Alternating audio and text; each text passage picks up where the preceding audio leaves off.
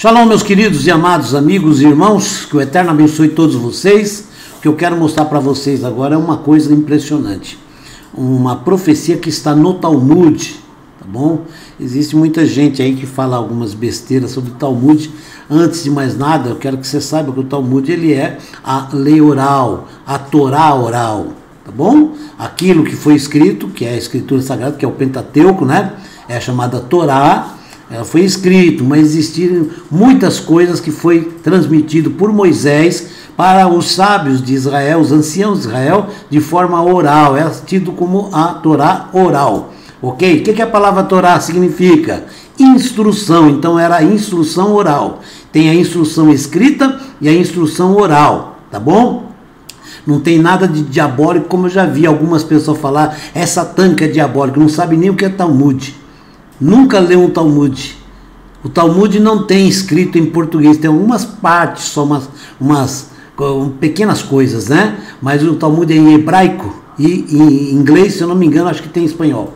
Se eu não me engano, não tenho bem certeza, tá ok? Então o Talmud é sagrado, muito sagrado, entendeu? É a Torá, a instrução que Deus deu para Moisés.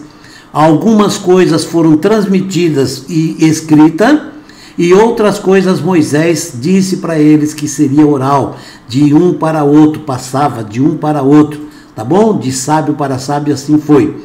Quando chegou no cativeiro de Babilônia, muita coisa estava se perdendo por causa do povo se misturando, então foi decidido pelos sábios escreverem o Talmud. E ali no Talmud tem muita gente que confunde o que é a Torá oral e tem as discussões rabínicas, ali tem um monte de coisas, entendeu? Então a pessoa precisa conhecer bem. Eu não sou especialista em nada do Talmud, sei muito pouco, só algumas coisinhas, mas existem aqui grandes sábios do Brasil que são especialistas no Talmud, inclusive o Rabino Oliveira de Brasília, sabe muito tudo do Talmud, tá bom? Então eu quero só que você preste atenção que esta é uma profecia que está no Talmud em relação à chegada do reino messiânico, o reino de Deus, final dos tempos. Então presta atenção, que é muito importante isso aqui, tá? Olha aqui, eu vou pôr na tela para vocês. Você já viu isso aqui? Esse aqui é o templo de Palmira, tá? Então tá aqui uma deusa, entendeu? Ele foi destruído, estava profetizado sua destruição 2 vezes. Na terceira vez, antes da construção, chega o tempo do reino messiânico, tá bom? Então pega os russos reconstruindo, né, o arco pagão de Palmira. É uma preparação para o Messias, ou para quando fala o Messias, por causa do tradutor, né? Na verdade é uma preparação para a época messiânica, a era messiânica, o reino do Messias, tá ok? Então tá aqui. Ele reconstruiu os santuários de seu pai, Hisquiarro havia destruído. Ele ergueu altares para Baal, tá bom? Baal, que é um dos nomes de Moloque e outros nomes ele tem, né? E fez um posto sagrado, como o rei Ahav de Israel havia feito, tá bom? Já você vai saber quem é. Ele se curvou a todo o exército do céu e os adorou. Reis 21:3, tá bom? Então tá aqui, ó. As ruínas antigas da cidade de Palmira, atualmente destruídas na guerra da Síria. Você vai ver que estava previsto, tá? Vista no arco em Palmira, em 14 de outubro de 2006, tá aqui, então tá aqui, ó. Tá bom? Um templo, a gente vê que é bonito, a arquitetura, né? Antiga, tá ok? Então vamos lá, preste bem atenção. Após 6 anos em ruínas, os russos começaram a reconstruir o arco do triunfo de Palmira na Síria. Olha bem, hein? Os russos começaram a construir com interesse, né? Aí todo mundo fala, é cultural, A Bíblia diz que tudo que Deus fala não volta para ele vazia, cumpre. Então tá aqui, né? Na Síria, que servia como porta de entrada para um importante templo pagão de Baal. Então era um templo aqui um templo pagão de Baal, tá bom? A reconstrução do arco está prevista no Talmud como precedendo o Messias, ou precedendo a chegada do reino messiânico, que é o reino de Deus, ok? E nossa redenção, claro, né? O arco de Palmira, templo para Baal, as ruínas da antiga cidade de Palmira, localizada a cerca de 135 quilômetros ao norte de Damasco, que é a capital da Síria, né? Eram uma grande atração turística, atraindo 105 mil visitantes por ano, até que estourou a devastadora guerra civil na Síria em 2011, que até hoje está lá, em ruína tudo, né? O templo e grande parte do local foram destruídos pelo Estado Islâmico, o ISIS, né? Em 2015, o arco monumental, uma peça central do local, que foi quase todo destruído, e foi construído durante o reinado do imperador romano Sétimo Severo, em cerca de 2000 EC. Estima-se que apenas 30 a 40% das pedras do arco permaneçam. Então, quer dizer, o 30 a 40% apenas está lá, tá bom? Nazir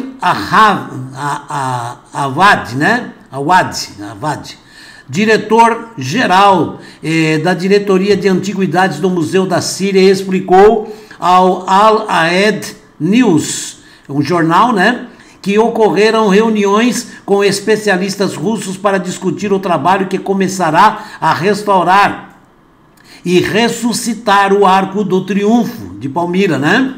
Eles estão em processo de documentação e estudo para delinear o trabalho de restauração. Os programas necessários foram implementados para estabelecer grupos de trabalho preocupados com a documentação e preparação de documentos como parte, né, do trabalho de restauração, e outras equipes para lidar com os escombros, acrescentou ele. Awad destaca que o trabalho não começou propriamente, mas foi elaborado, planejado, né, um documento de trabalho do lado sírio, com tarefas específicas preparadas para as equipes, pois esse tipo de trabalho segue padrões globais, tem que seguir aqueles padrões históricos, tal, né? A doença chinesa está afetando o progresso do trabalho de restauração, com a Associação da Indústria de Pedras da Rússia, e a diretoria está em contato com a Unesco, tá bom? A Unesco e outras instituições, tá bom?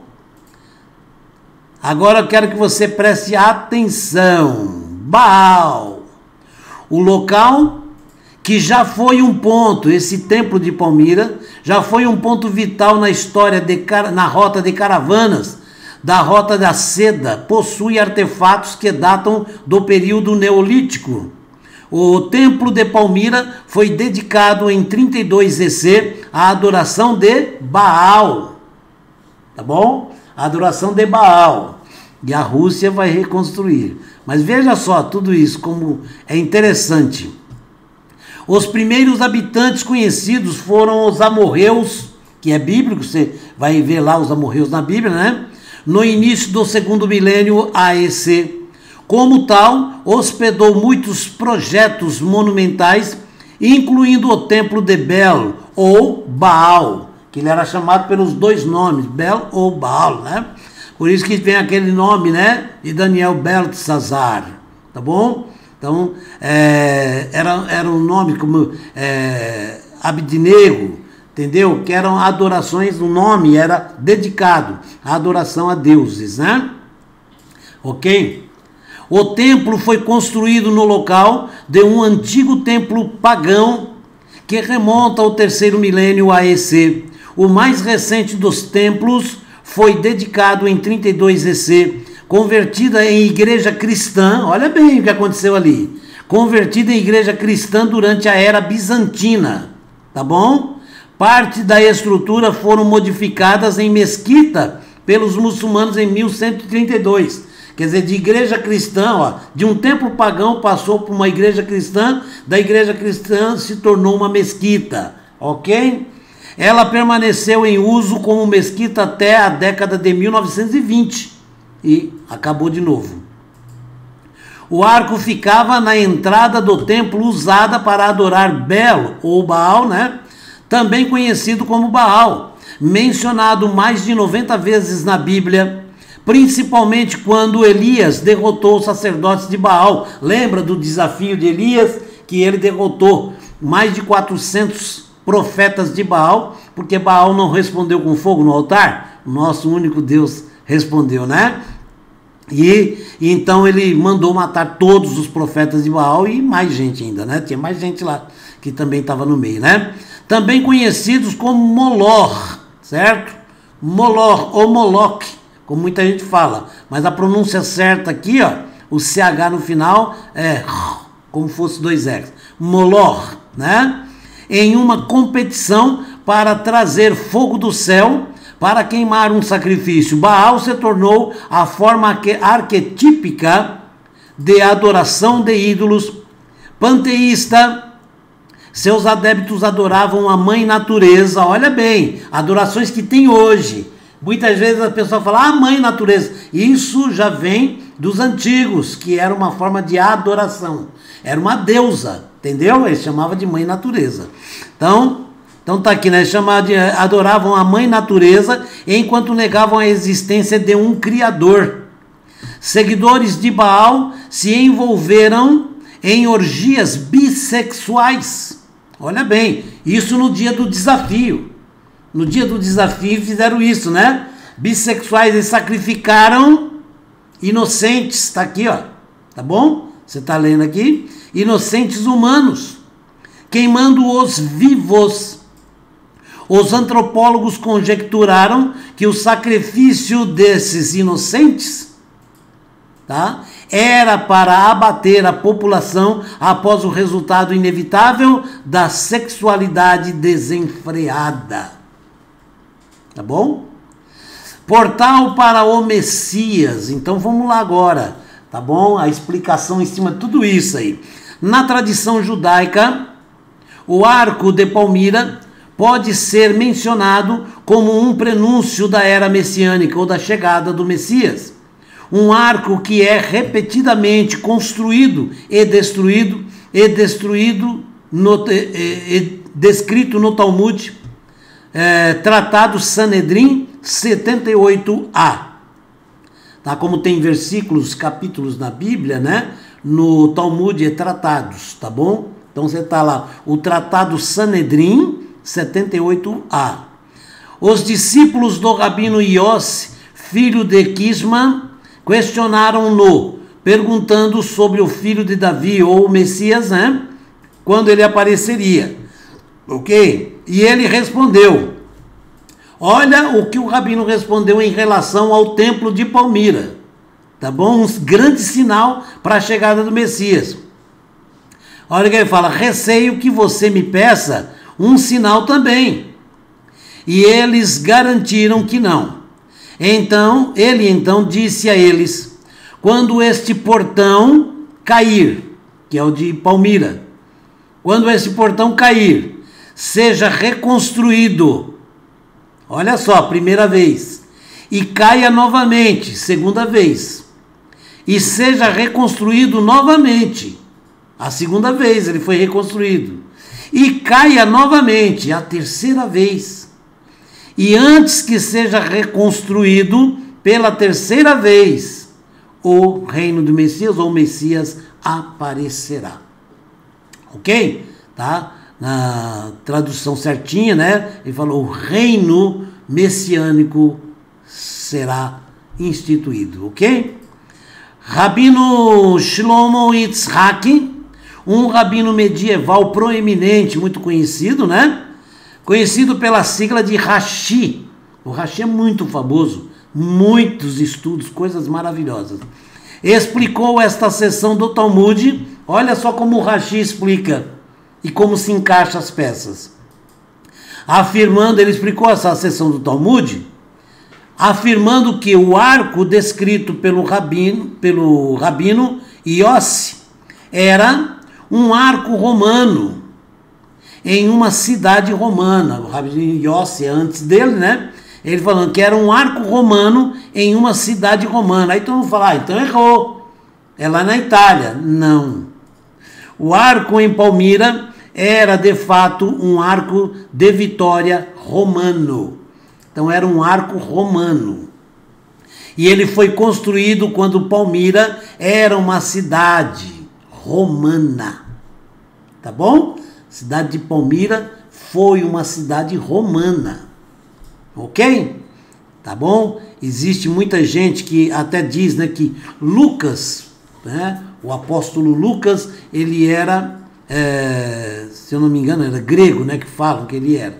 Mas ele não era, ele era de uma cidade que era dominada pela Grécia. Portanto, ele não era grego, ele era judeu, certo? Mas de uma cidade que era dominada na época. Então muita gente, às vezes, eu já vi gente mostrar isso, mas já vi pastores mostrando, um estudo perfeito mostrando, não, era dominada, a mesma coisa aqui, ó, Palmira, ela era dominada pelos romanos, então era uma cidade que pertencia a Roma. O arco foi construído e era um arco romano, em uma cidade romana. Então o que o rabino Yossi falou está certinho, perfeito. Está no Talmud, é uma profecia do Talmud, mostrando para nós o final dos dias, tudo o que está acontecendo. Nós estamos vendo aí uma profecia atrás da outra se cumprindo. Isso é importante, que nós sabemos que a nossa redenção se aproxima a passos largos. Amanhã eu vou mostrar para vocês um outro material para mostrar para vocês o avanço terrível do anticristo. É terrível o que está acontecendo. Tá bom? Que o Eterno te abençoe e te guarde. Forte abraço para todos. E quem não for inscrito, que se inscreva no canal, ajude nosso canal a levar a palavra do Criador de acordo com a Escritura, não com a vontade do homem. Tá bom? Forte abraço, shalom, até o próximo.